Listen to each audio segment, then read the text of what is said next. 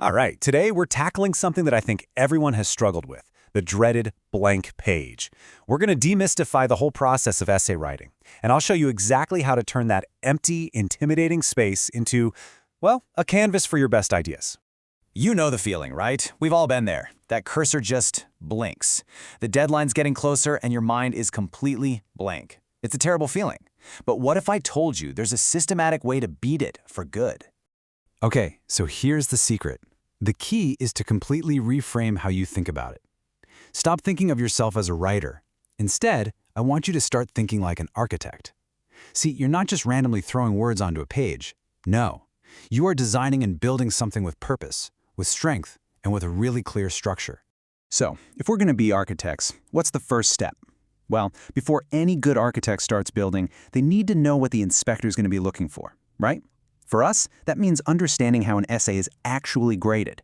So let's take a peek at the official inspector's checklist. So it really boils down to these four things, the four fundamental pillars of a great essay. First up, you've got content. Think of this as the raw materials of your build, the quality of your ideas. Then there's organization. This is your logical blueprint, how everything flows. Third is expression, which is kind of like the style and finish, your word choice, your sentences, and finally, mechanical accuracy. These are the nuts and bolts, the grammar, the spelling, that hold the whole thing together. If you can nail these four, you're well on your way to building something really solid.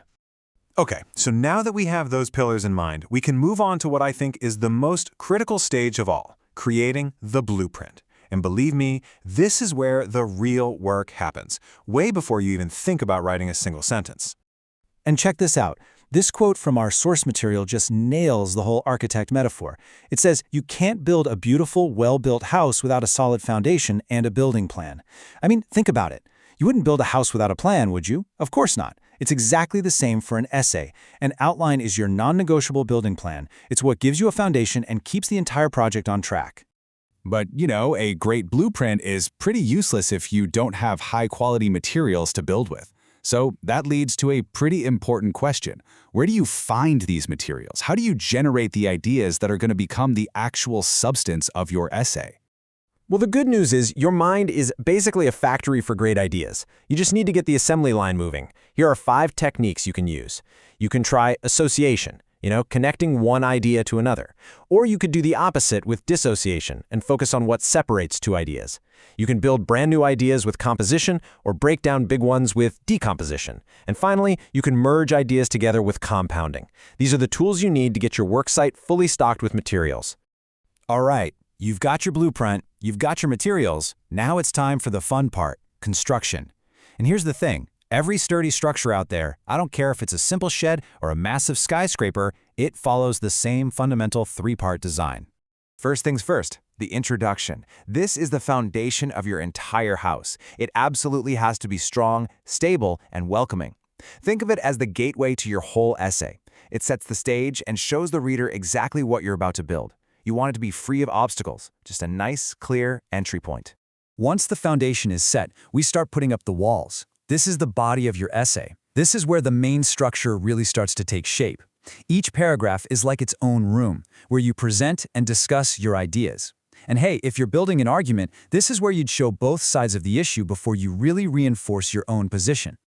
And then, to top it all off, we put on the roof, the conclusion. The roof is what ties the whole structure together and gives it that finished, polished look. This is your chance to summarize your main points, state your final position, and just leave the reader with this powerful sense of completion. Job done. So, you've got the basic structure down pat. Foundation, walls, roof. Awesome. Now it's time to think about the architectural design.